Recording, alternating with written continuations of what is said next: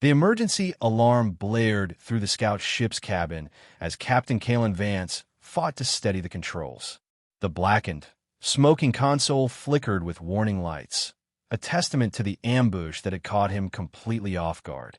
His mission, simple reconnaissance of the outer rim, had gone catastrophically wrong when his vessel encountered what he could only describe as a deliberate trap in the asteroid belt surrounding Xylos.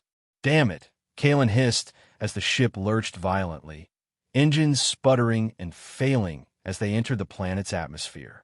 Once a decorated pilot, now disgraced after speaking out against his commanding officer's reckless tactics, Kalen had been assigned this backwater mission as punishment.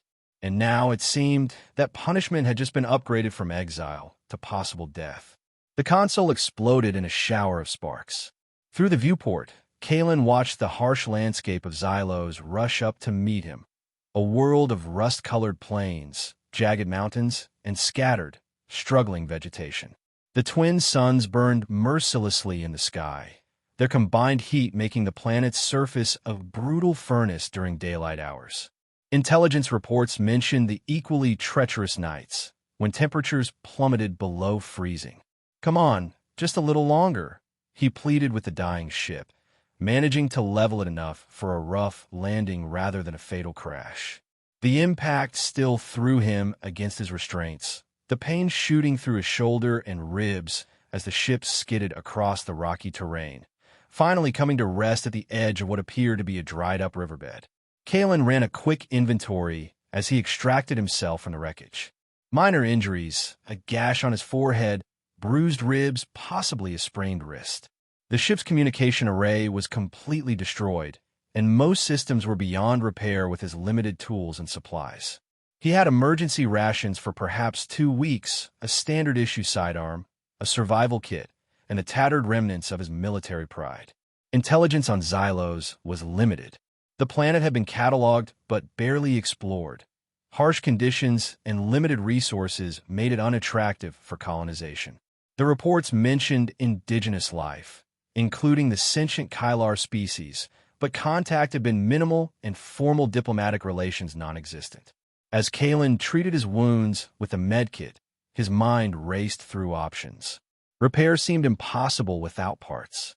His best chance was to salvage the emergency beacon, enhance its signal, and hope it reached the nearest outpost before his supplies ran out or the local wildlife decided he looked appetizing.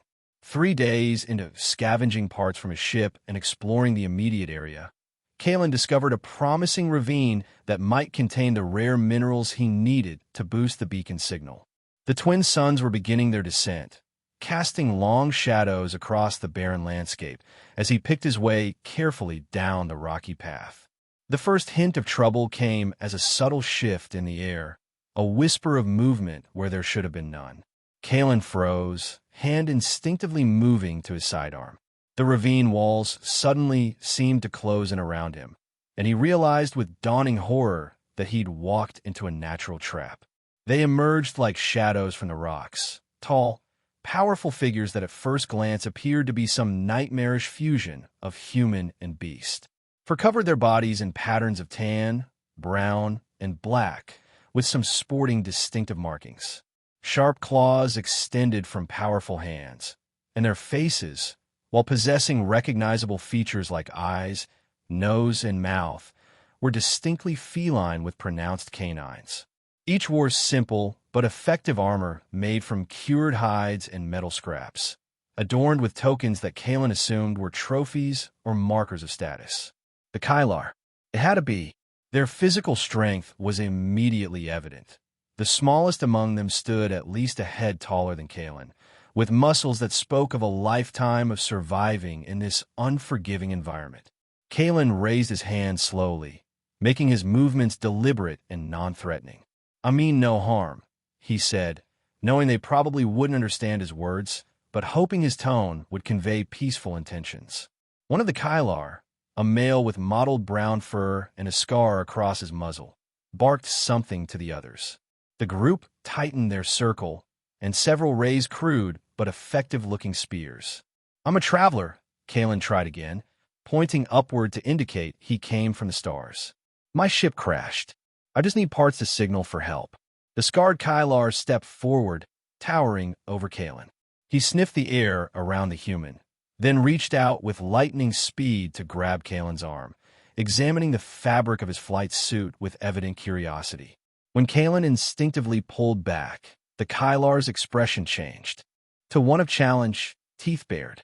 "All right, easy," Kalen said, holding still this time. "Understand, you're in charge here." This seemed to please the Kylar, who turned to his companions and made what sounded like a boastful declaration. The others laughed, a sound that was all too recognizable despite the alien vocal cords producing it. Something in their manner made Kalen uneasy. This wasn't just curiosity about a stranger. They were looking at him like he was a prize or prey. When the scarred leader grabbed Kalen's weapon and examined it with dangerous interest, Kalen's instincts screamed danger. The next moment happened too quickly for conscious thought. The Kylar began to aim the weapon at one of his companions, clearly not understanding its function or power. Kalen lunged forward, trying to prevent what could be a lethal accident, or the beginning of a technological disaster if the Kylar obtained working energy weapons. His sudden movement was interpreted exactly as one might expect. The circle of spears closed in, and the leader let out a roar of challenge that Kalen felt in his bones. In the chaos, the weapon discharged harmlessly into the ground, startling everyone. Kalen found himself pinned against the ravine wall, surrounded by angry, now hostile aliens who clearly viewed his actions as either an attack or a sign of contemptible weakness. The tense standoff was broken by a new sound, a powerful, commanding roar that echoed through the ravine. The Kylar warriors immediately stiffened, their attention turning to a figure approaching from the shadows. She walked with the confidence of absolute authority. Even among these imposing warriors, she stood apart, taller, her muscular form moving with a predatory grace that demanded respect. Her fur was a rare silver white with streaks of black, like frost on midnight, and a prominent scar ran from her right brow down to her cheek, crossing over a fierce yellow eye. Her armor was more elaborate than the others, adorned with metal pieces that Kalen realized with a start were salvaged from various crashed ships and vessels. The leader of the hunting party spoke rapidly, gesturing at Kalen and the discharged weapon. The newcomer listened, her gaze never leaving Kalen's face. When the explanation finished, she approached slowly, circling Kalen with calculated precision. "You," she said, in heavily accented but recognizable standard language, "sky creature." Kalen's surprise must have shown on his face, because the corner of her mouth lifted in what might have been amusement or contempt. "Yes," he replied cautiously. "I came from the sky. My ship crashed. I need help." She continued circling, studying him with unnerving intensity. "Mine," she finally said, pointing to herself. "You'll help me?" Kalen asked, hope rising despite his better judgment. The scarred leader of the hunting party snarled something that sounded like a challenge. The female Kylar turned to him slowly, her posture shifting subtly from curious to dangerous. Whatever was said next was too fast and complex for Kalen to follow, but the tension in the air was unmistakable. The hunting leader stepped forward, chest puffed out, clearly making some kind of claim or challenge regarding Kalen or his crashed ship. The female's response was immediate.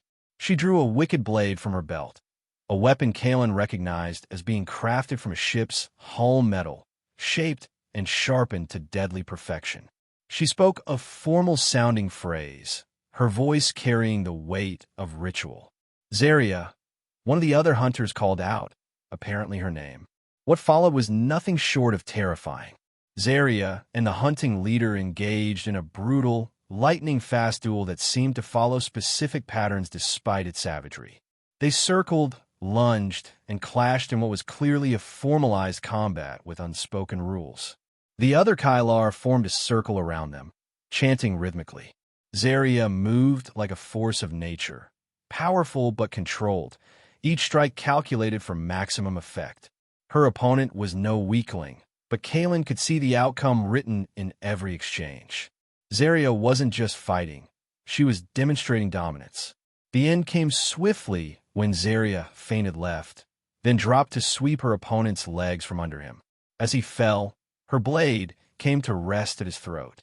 Words were exchanged, a formal acknowledgement of victory, Kaelin guessed, and then she stepped back, allowing the defeated warrior to rise with what dignity remained to him. Zarya turned to Kaelin, blood splattered across her fur, yellow eyes gleaming with triumph. "Mine," she said again, but now the meaning was unmistakable. She hadn't offered help. She had claimed him as property, as spoils of victory. Before Kaelin could protest, she grabbed his arm in a grip that brooked no argument and began leading him away from the ravine. The other Kylar followed, some casting curious glances at Kaelin, others shooting looks of envy or resentment at Zarya. His attempts to pull away earned him nothing but a warning growl and tightened grip that threatened to crush his bones. Pride and outrage warred with survival instinct in Kaelin's mind as Zarya led him across the plains toward a cluster of structures nestled against a mountain face, the Kylar settlement. The primitive beauty of the place registered despite Kaelin's situation. Dwellings built from a combination of local stone, animal hides, and salvaged metal created a surprisingly sophisticated village. Some structures were built into the mountain itself. Caves expanded and reinforced. The settlement was organized in concentric circles, with what appeared to be communal areas, crafting stations, and a central fire pit where several Kylar were already gathering. Kaelin's appearance caused an immediate sensation. Young Kylar cubs peeked from behind their elders, pointing and chattering excitedly. Adults approached cautiously, some reaching out to touch his hair or clothing before Zarya's warning growl drove them back. She led him to a large dwelling built half into the mountain face, clearly a place of importance, adorned with totems and trophies that marked it as belonging to someone of high status. Inside, the space was surprisingly comfortable, with furs covering the floor, weapons displayed on the walls, and what appeared to be salvage technology for various crashes integrated into primitive furniture. Zarya finally released his arm, pointing to a corner where a pile of furs created a simple seating area. "Stay," she commanded. "I'm not your pet," Kaelin said, rubbing his arm where her grip had left marks. "We're your property. I'm a captain of the Galactic Defense Force, and I demand to be treated according to interstellar protocols for contact with isolated."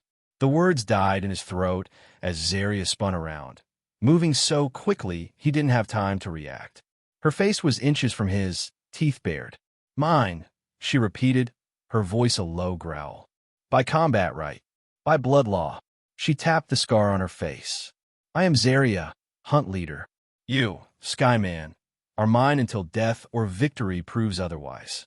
She stepped back, seeming satisfied that her point had been made, and busied herself with stoking a small fire pit in the center of the dwelling. Kaelin sank down onto the furs, mind racing with possible escape plans, each seeming more impossible than the last. As night fell, the temperature dropped dramatically, just as the intelligence reports had warned. The wind howled outside the dwelling, carrying an icy chill that seeped through the stone walls. Kaelin found himself shivering despite the small fire and the flight suit designed to regulate body temperature. Zarya returned from a community gathering carrying what appeared to be food, some kind of roasted meat and tubers. She tossed a portion to Kaelin, who caught it reflexively. "Eat," she said. Strength needed. Hunger overrode caution, and Kaelin found the meal surprisingly palatable, if unfamiliar in taste and texture. Zarya watched him with that same intense curiosity while consuming her own much larger portion. When the meal was done, she extinguished the fire, plunging the dwelling into near darkness, with only faint moonlight filtering through small openings high in the walls. The temperature immediately began to drop further. Zarya moved to a larger pile of furs that clearly served as her bed. She removed her armor, revealing more of her powerful, fur-covered form, then looked expectantly at Kaelin. "Come," she commanded. "Night cold kills without shared heat." Kaelin stayed where he was, wrapping his arms around himself. "I'll manage." Zarya's expression darkened. "Foolish pride. Cold night kills Skyman. Come now." When he still didn't move, She approached with that predatory grace that seemed to define her every movement. "You are mine," she said slowly, as if explaining to a child. "My right, my duty, to keep alive." She pointed to the bed of furs. "You wore my bed. I keep you from death cold." Simple trade. The internal struggle was brief but intense. Pride and dignity argued against submission. Survival instinct countered that freezing to death would accomplish nothing. Already the cold was seeping into his bones, and his injuries from the crash ached fiercely. "Fine," Kalen finally said, standing stiffly. "But understand this. I am not your possession. The moment I have a chance to leave this planet, I'm taking it." Zaria's expression might have been a smile, though it showed too many teeth for comfort. "Bold words from prey," she said, gesturing again to the bed. Kalen approached cautiously and lay down at the very edge of the fur pile, as far from Zaria as possible while still technically complying. She made a sound that might have been amusement, then lay down and pulled him against her with irresistible strength. The shock of her fur against him was secondary to the immediate. Less warmth. Despite everything, Kalen's body responded to the heat, muscles relaxing involuntarily after days of tension and cold. "Sleep," Zaria murmured, her breath hot against his neck. "Tomorrow brings new challenges." Sleep seemed impossible in this position, held against a powerful alien warrior who had claimed him as property on a hostile planet light years from any help. Yet exhaustion, warmth, and the steady rhythm of Zaria's breathing eventually pulled Kalen into uneasy slumber. Morning brought no relief from his situation. Kalen awoke to find himself still enveloped in Zaria's powerful arms, her fur warm against him in the chill dawn air. For a moment, disorientation clouded his mind. The unfamiliar scents, the sound of Duel suns rising outside, the feeling of being held by someone so utterly alien. He attempted to extract himself without waking her, but Zaria's eyes snapped open at his first movement. Those yellow irises fixed on him with immediate alertness, no trace of sleep's fog. "Restless prey," she commented, releasing him and rising in one fluid motion. "Not prey," Kalen corrected, sitting up and running a hand through his disheveled hair. "I told you, I'm a captain, a warrior in my own right." Zaria tilted her head, studying him as she began donning her armor. "Prove," she said simply. That first day established a pattern that would define Kalen's early time with the Kylar. Zaria took him everywhere she went, partly to display her prize, partly, he suspected, to ensure he didn't attempt escape. He witnessed the daily life of the tribe, hunting parties being organized, youngsters training with weapons, elders crafting tools, and tending to communal needs. Communication was frustratingly limited. Zaria knew perhaps 30 words of standard language, picked up from previous encounters with off-worlders whose ships had met fates similar to Kalen's. He began learning basic Kylar phrases out of necessity, finding the language harsh but logical, built around concepts of action, possession, and honor. The other Kylar regarded him with a mixture of curiosity, contempt, and occasionally assessment. One warrior in particular, a massive male with dark russet fur whom Kalen learned was named Gorik, watched him with undisguised hostility. Gorik, it seemed, had been pursuing Zaria's favor before Kalen's arrival, and viewed the human as both an insult and an obstacle. "Gorik thinks you weak," Zaria explained one evening as they returned to her dwelling. "Thinks I waste status on soft sky creature." "And what do you think?" Kalen asked, surprising himself with how much he cared about the answer. Zaria considered him, those yellow eyes unreadable. "Unknown," she finally said. "You live. This interesting." That night, as they again shared body heat against the bitter cold, Kalen found himself studying Zaria in the dim light. Behind the fearsome appearance and brutal strength, he glimpsed moments of something more complex. The way she gentled her voice when speaking to the cubs, the respect she showed the tribal elders, the thoughtful silence that sometimes fell over her when she looked toward the horizon. "Your scar," he ventured, gesturing to the prominent mark across her face. "How did you get it?" Zaria's hand moved to touch the scar reflexively. First hunt leader challenge, she said after a pause. Young, too confident. Almost died. Her eyes narrowed at the memory. Learned. Grew stronger. Next challenge, I won. She tapped her chest. Heart stronger than claw. It wasn't much, but it was the first personal information she had shared. Kalen found himself offering something in return.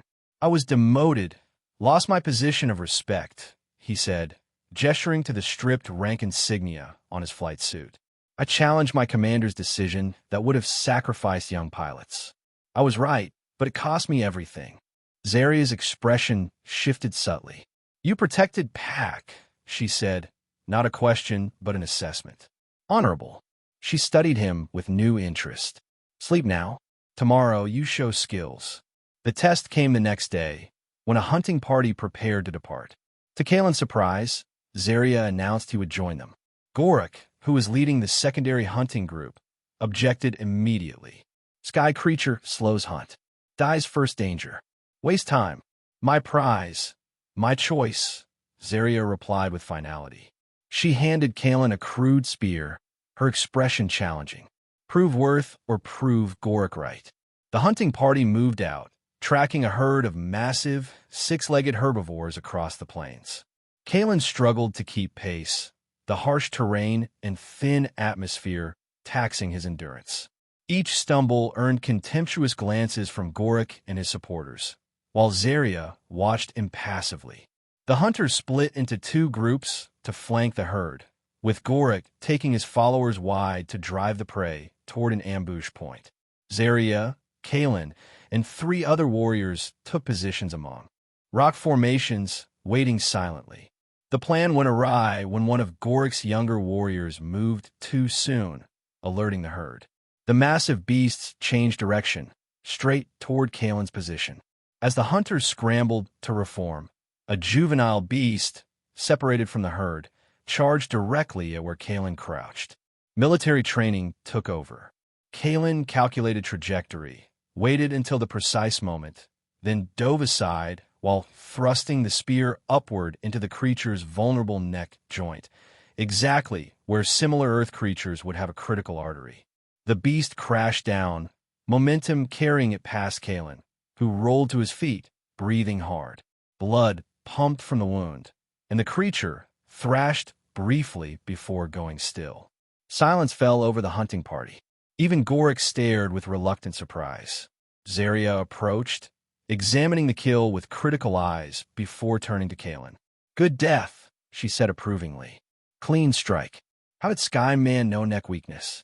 Similar animals where I come from, Kalen explained, and military training in vulnerable points of various species. That night, Kalen was allowed to participate in the feast celebrating the successful hunt. His kill, though smaller than the adults taken down by the Kylar hunters, earned him a place near the fire rather than at the edges where outsiders would normally sit. Zaria, seated in a position of obvious authority, occasionally glanced his way with what might have been approval.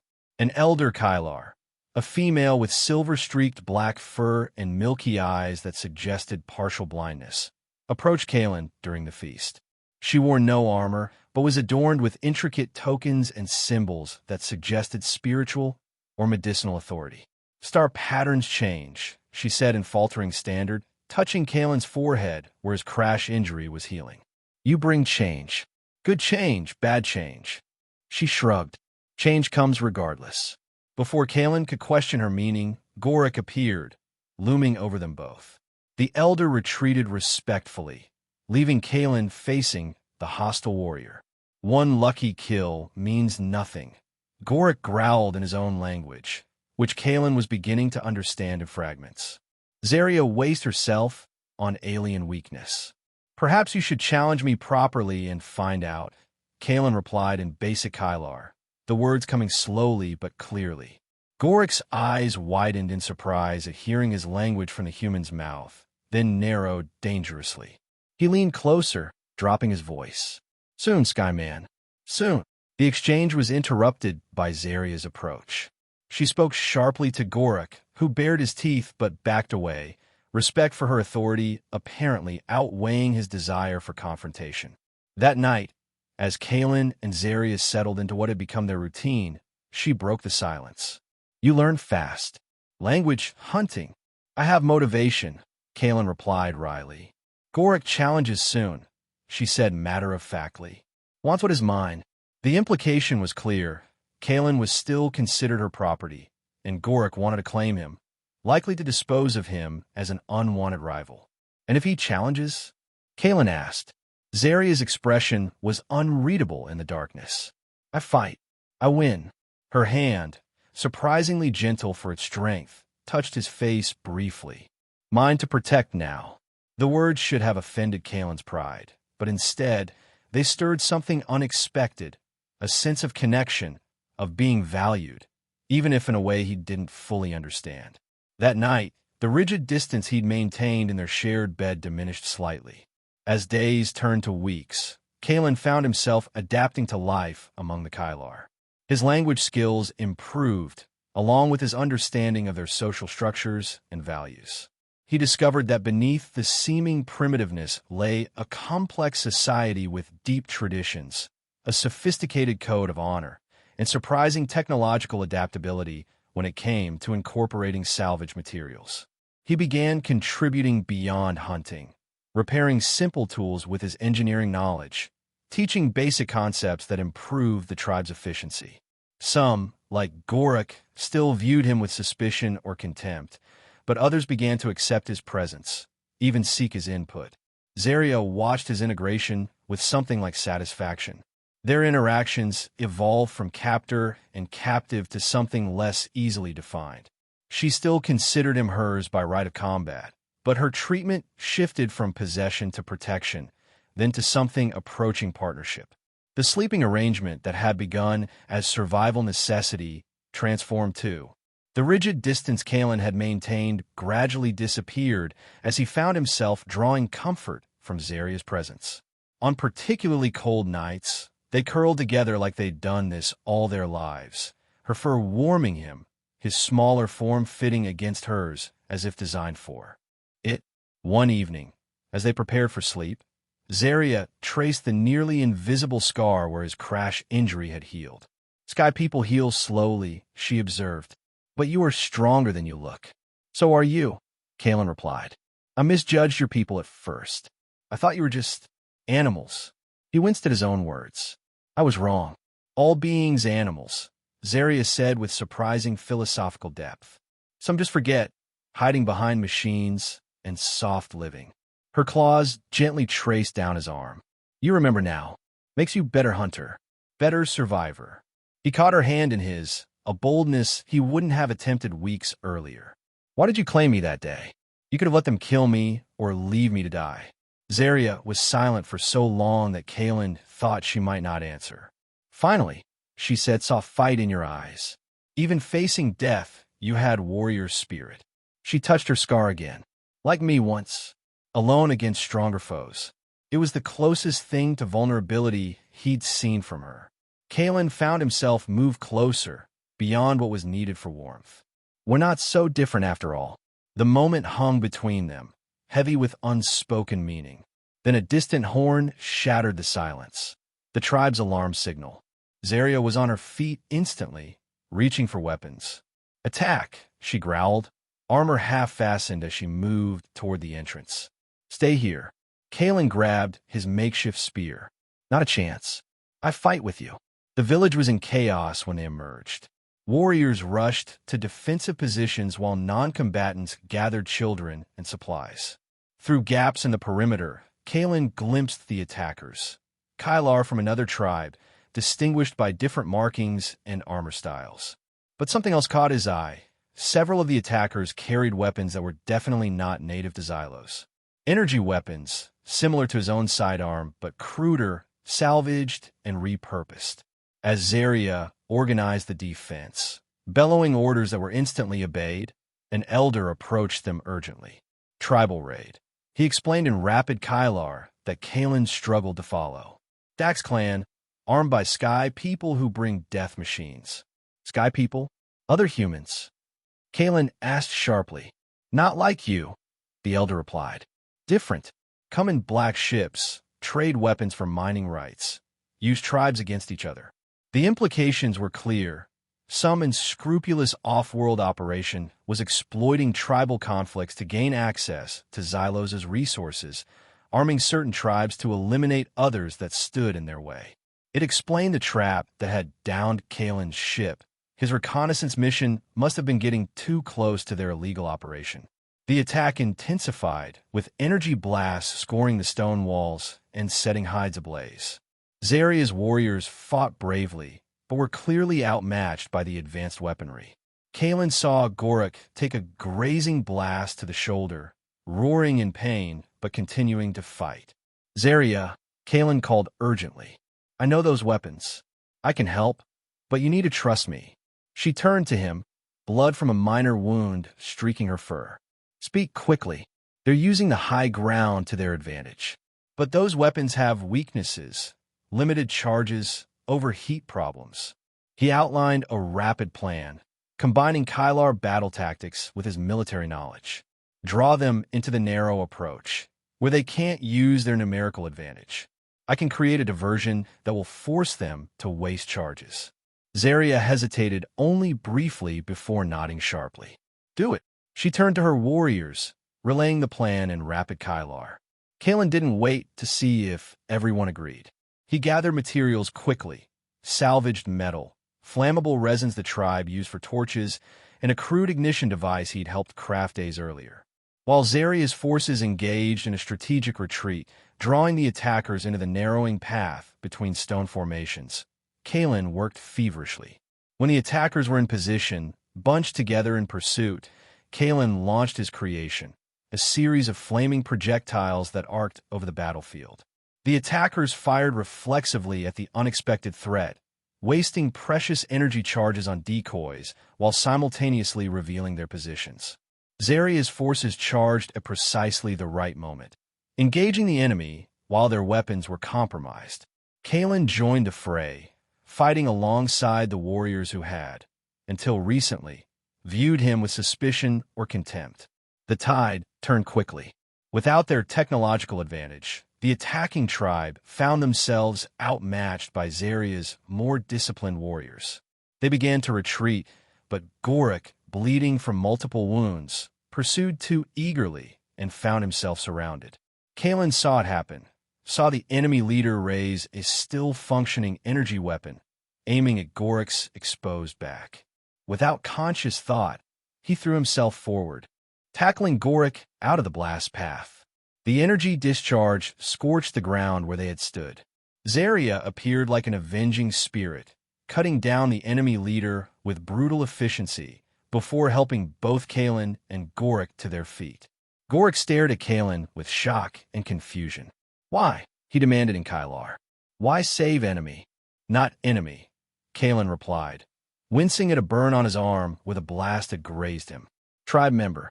Gorik's expression shifted, centuries of warrior culture weighing his life debt against his pride.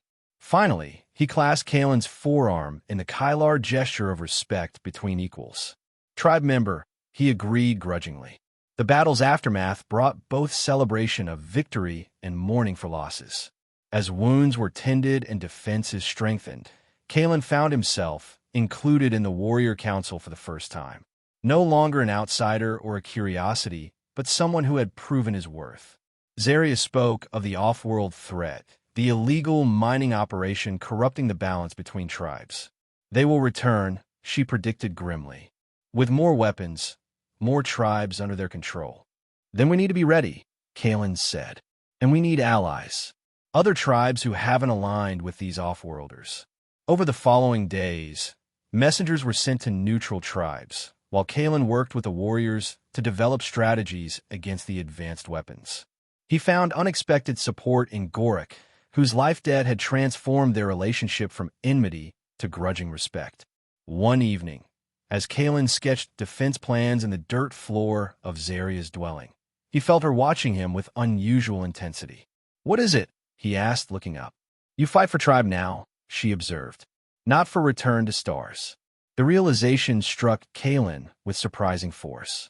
She was right. His efforts to repair his ship or signal for rescue had gradually been replaced by commitment to protecting the tribe. When had that happened? They endangered your people to protect their illegal operation, he said. I can't just walk away from that. Zarya approached, kneeling beside him to study his plans. Her proximity no longer felt alien or threatening, but familiar. Welcome. And after, when Sky Raiders defeated, the question hung in the air between them. After, if they survived, if they succeeded, what then? Would he return to a military that had exiled him to this backwater mission? To a civilization that suddenly seemed distant and cold compared to the raw honesty of life among the Kylar? I don't know, he admitted. His hand found hers, fingers interlacing with her clawed ones in a gesture that should have been awkward, but somehow wasn't. I'm not sure where I belong anymore. Zarya's expression softened in a way he'd rarely seen. You belong with Tribe, she said simply. Then, more softly, with me. That night, their shared bed became something more than mere survival necessity. The barriers between them, physical, cultural, species, seemed less important than the connection they'd forged. Zarya's strength surrounded him not as a cage, but as protection. His humanness no longer alien to her, but uniquely valuable. They came together in a union that transcended words, finding a language of touch and trust that needed no translation. As dawn broke, Kalen awoke to find Zarya watching him, her usual fierceness tempered with something new. What are you thinking? He asked. Thinking Skyman not prized now, she said. Equal. Partner. Her hand traced the line of his jaw. Chosen, not claimed. The significance of the distinction wasn't lost on Kalen. In Kylar culture, to move from possession to chosen companion was a profound shift, an acknowledgement of worth beyond utility or status. The preparations for confronting the off-world operation accelerated as allied tribes began to arrive. Kalen's status as Zarya's chosen partner and his role in developing battle strategies earned him respect even from warriors initially skeptical of an outsider. The elder with silver-streaked fur sought him out one evening, her milky eyes seeming to see more than they should. Star patterns changed, she said, echoing her words from weeks earlier. You changed with them. She handed him a token carved from what appeared to be spacecraft metal. For protection in coming battle, the allied tribes gathered for a council of war, with Zarya and Kalen presenting the intelligence they'd gathered about the off-world mining operation and their battle strategy. They divide us to control, Zarya explained to the assembled tribe leaders. Make us fight while they take what they want from our lands. Kalen stepped forward, having earned the right to speak in council. Their advantage is technology, not skill or courage. We've learned their weapons' weaknesses, and together, we outnumber them. Their base is here. He indicated a location on a crude map scratched into stone, poorly defended, because they rely on keeping tribes at war instead. A leader from an allied tribe, his fur streaked with blue ceremonial paint, spoke up skeptically. Why trust Sky Creature? His kind brings these troubles. He proved loyalty with blood. Gorik interjected before Zarya could respond, touching the still-healing wound from the battle where Kalen had saved him. Fights as Kylar, thinks as Kylar. Different fur, same heart. The declaration from Kalen's former enemy silenced further objections. Battle plans were finalized, a coordinated attack that would use the terrain and local knowledge to neutralize the technological advantage of the offworlders. As the council dispersed, Kalen noticed an older Kylar warrior approaching, one who had remained silent throughout the discussion. He moved with difficulty, an old injury evident in his gait, but the respect shown by others marked him as significant. I am Thorn in Storm. He introduced himself in halting standard. Once flew sky ships before crash. Long ago, he gestured at the scars visible beneath his graying fur. Recognize parts of your speech. Military. Officer. Kalen's surprise must have shown clearly. You were a pilot? From where? The old warrior shrugged. Colony world. Different uniform. Same purpose. He tapped his chest. Chose to stay. Found honor here no longer existed among stars. Before Kalen could question him further, Thorn and Storm handed him a small metal device. From wreckage of my ship, long dead, but you may find use. For after battle, if you wish to call stars. Kalen examined the device, a military-grade emergency transmitter, decades old, but potentially still functional with his technical knowledge. A way home, if he wanted it. Thank you, Kalen said, pocketing the device. The old warrior nodded once and limped away, leaving Kalen standing alone with the weight of future choices in his hand. The night before the planned attack, the atmosphere in the settlement was tense but focused. Warriors prepared weapons and armor. Elders performed rituals for protection. Families said farewell to those who would fight, knowing not all would return. In their dwelling, Zarya methodically checked her weapons and armor, movements precise and practiced. Kalen did the same with the Kylar-style armor that had been crafted for him, lighter than most warriors wore, allowing him to use speed and agility to compensate for his lesser strength. You still have doubts, Zarya observed, watching him adjust the unfamiliar straps. Kalen paused. Not about fighting, about what comes after. Thorn and Storm gave me a transmitter component. If I combine it with parts from my ship, I could signal for extraction. Zarya's expression remained neutral, but her hands stilled. You wish to return to stars? I don't know, Kalen admitted. A month ago, I would have said yes without hesitation. Now, he looked around the dwelling that had become home, at the warrior who had become far more than captor or even ally. I'm not the same person who crashed here. I don't know if I belong in that world anymore. Zarya approached, helping him adjust a shoulder piece of his armor. Her touch lingered longer than necessary.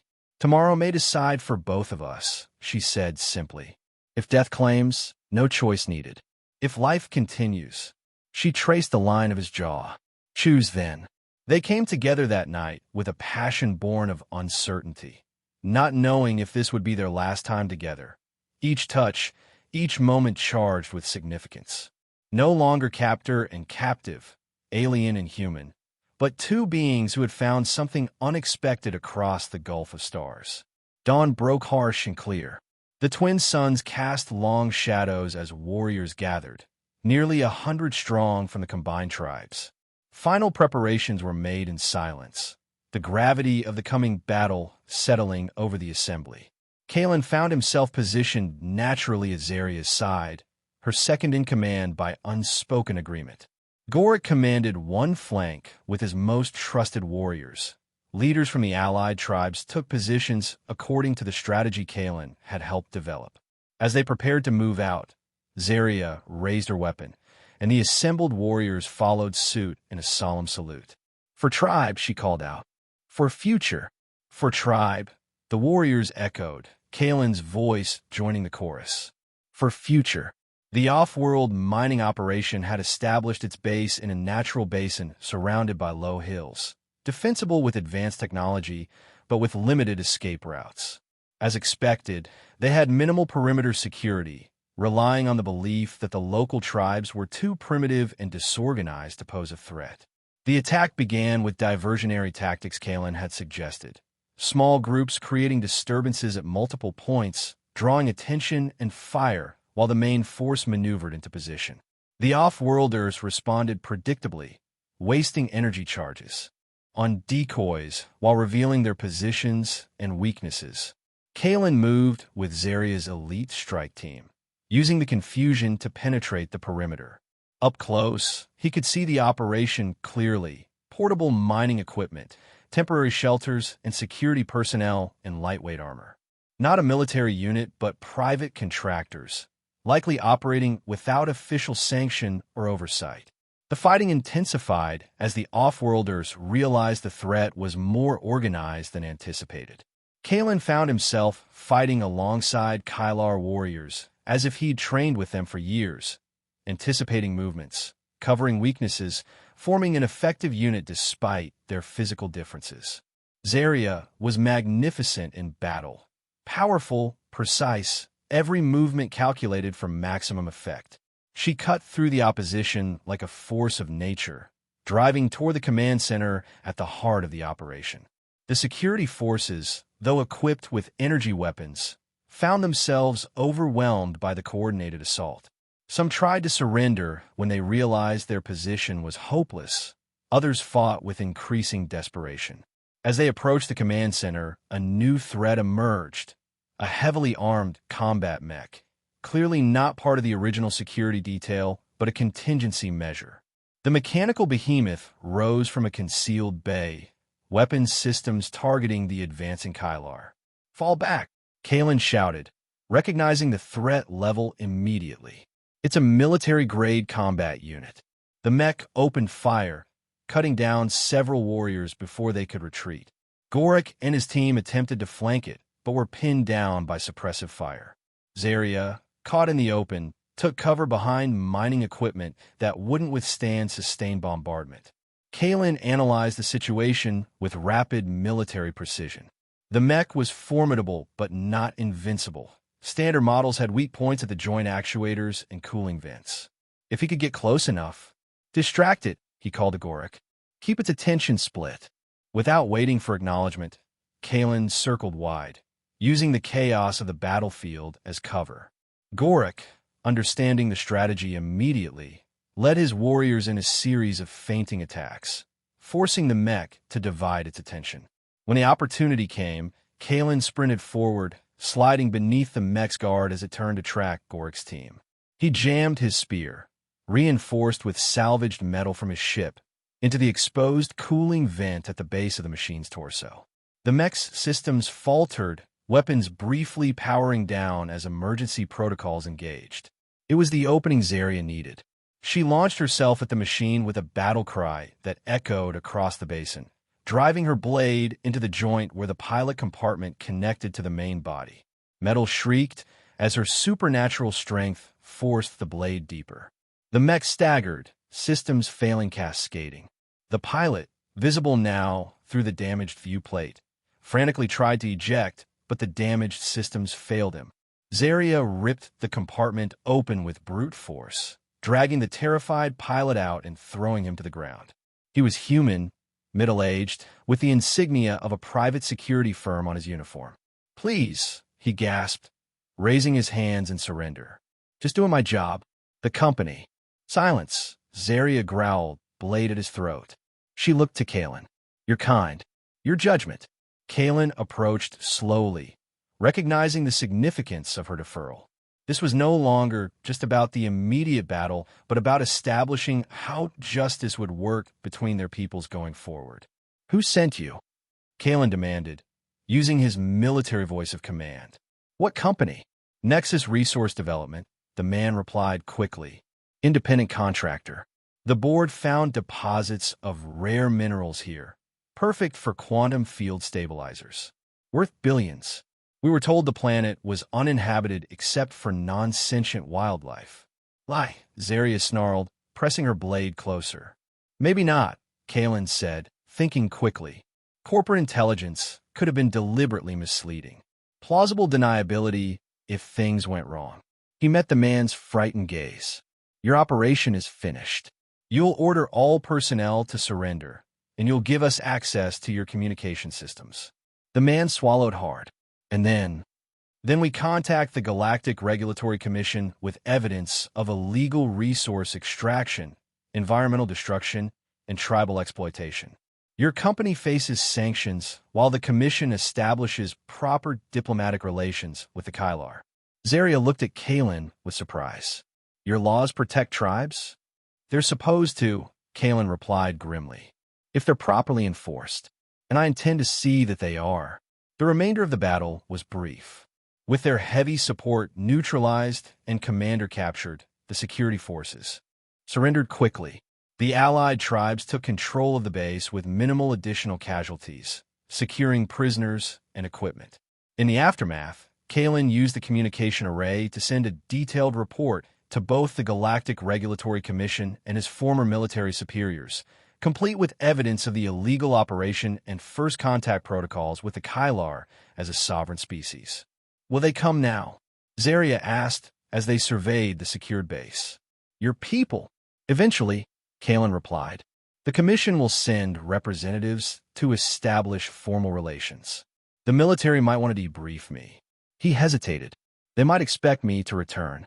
Zaria's expression remained carefully neutral. And will you? When stars call again. Before Kalen could answer, a commotion near the perimeter drew their attention. Gorik approached rapidly, leading a small group of warriors. Between them walked a prisoner, not one of the security personnel, but someone in more formal attire. Something about the newcomer's bearing set off immediate alarms in Kalen's mind. Found hiding in secondary shelter, Gorik reported. Different uniform. Had this. He held up what Kalen recognized as a high-level military encryption key. The prisoner straightened, addressing Kalen directly. Captain Vance. What an unexpected surprise. His accent placed him from the central systems, his manner that of someone accustomed to authority. Commander Elias Blackwood, Special Operations Division. Kalen stiffened at the name. Blackwood, you were investigated for illegal weapons sales to frontier worlds. Pieces clicked into place rapidly. This wasn't just a corporate operation. You were using the company as cover for weapons distribution to destabilize the sector. Blackwood's smile didn't reach his eyes. Always the idealist, Vance. That's why your career hit a dead end. You never understood that the frontier needs management. These creatures were perfect test subjects for new weapon systems. A controlled environment with minimal oversight. Zaria had been watching the exchange carefully, picking up enough to understand the implications. He speaks of death like planting crops, she observed, disgust evident in her voice. Your crash was unfortunate timing, Blackwood continued. But we can still salvage the situation. The Commission respects my reports. A few adjustments to the narrative. These tribes attacking unprovoked, the company defending legitimate operations, and everything proceeds as planned. He looked Kalen over with calculated assessment. You're a smart man, Vance. Your career could be rehabilitated. The right statement from you, supporting the official account, and you're back on track. Perhaps with a promotion for surviving under such difficult circumstances. The offer hung in the air between them. Kalen felt Zaria tense beside him, though she remained silent, allowing him to face this test unassisted. You know, Kalen said slowly, a month ago, that might have been tempting. I wanted my career back, my status. I thought that was what mattered. He looked at the Kylar warriors surrounding them, at Gorik, who had moved from enemy to ally, at the tribal elders observing from the perimeter, at Zaria, whose presence at his side felt more right than anything had in years. But I found something here that makes your offer meaningless, he continued. Honor. Purpose. A place where strength is valued, but only when it protects. Where words mean something because they're backed by action. He stepped closer to Blackwood. I'm declining your offer, and I'll be making sure the Commission hears the complete, unedited truth about your operation. Blackwood's facade of civility dropped. Don't be a fool, Vance. These are animals, not allies. You can't possibly think. His words cut off as Zaria moved with blinding speed, one powerful hand closing around his throat. Speak carefully, Sky Commander, she warned. This animal decides if you still breathe. Kalen placed a hand on her arm. He'll face justice through proper channels, he said quietly. We do this right, or we're no better than he is. Zaria released Blackwood, who stumbled back, gasping. As always, you choose honor, she said to Kalen, respect evident in her voice. This is why you are worthy. The aftermath of the battle brought rapid changes. Using the Mining Operations Communication Array, Kalen established contact with the Regulatory Commission, which dispatched representatives to assess the situation and begin formal diplomatic relations with the Kylar. Blackwood and his associates were taken into custody, facing charges that would likely end multiple careers and trigger investigations throughout the sector. Kalen found himself in the unexpected role of intermediary, neither fully part of the commission team nor simply a member of Zaria's tribe. His knowledge of both cultures made him invaluable during the initial negotiations, ensuring the Kylar were treated as sovereign people rather than primitives to be managed. Throughout the process, the transmitter component from Thorn and Storm remained and used in Kalen's possession. The choice it represented loomed larger as the Commission prepared to depart, taking the prisoners, and establishing a small diplomatic outpost that would be the beginning of official relations. They have offered you passage, Zarya observed on the eve of the commissioned ship's departure. They stood on a ridge overlooking both the Kylar settlement and the distant lights of the new outpost. Return to your world, your people. They have, Kalen acknowledged. Commission representatives had indeed offered to take him back, with commendations for his actions and assurances that his military record would be reviewed favorably in light of recent events. The twin suns were setting, casting the landscape in shades of gold and crimson. Below, the tribe went about its evening routines, so familiar now, so much a part of his life that the thought of never seeing it again created a physical ache in his chest. "What do you wish?" Zarya asked, her yellow eyes searching his face for the answer she feared. Kalen reached into his pocket, removing the transmitter component and holding it in his palm. Such a small thing to represent such a momentous choice. "I've been thinking about what Thorn Storm said, about finding honor here that no longer existed among the stars." He looked out at the horizon, where the first stars were becoming visible. "I joined the military because I believed in protecting those who couldn't protect themselves, in standing for something greater than self-interest. Somewhere along the way, too many of us forgot that purpose." His hand closed around the transmitter. "But here, among people I was taught to see as primitive, I found exactly what I've been searching for. Honor, purpose, connection." He turned to face Zarya directly. "Home." With a sudden, decisive movement, Kalen threw the transmitter component far out into the canyon below, where it would never be found.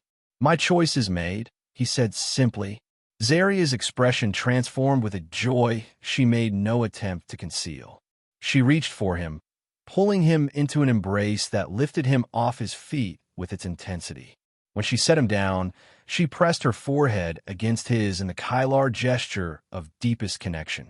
"Tomorrow," she said, voice thick with emotion, "we go before tribe. Perform binding ritual. No longer mine by combat right. Mine by choice. Yours by choice." "And after that?" Kalen asked, though he already knew the answer would be enough. Zarya looked out at their world, for it was truly theirs now, shared in every way that mattered. "After that, we live. We protect tribe. We build future."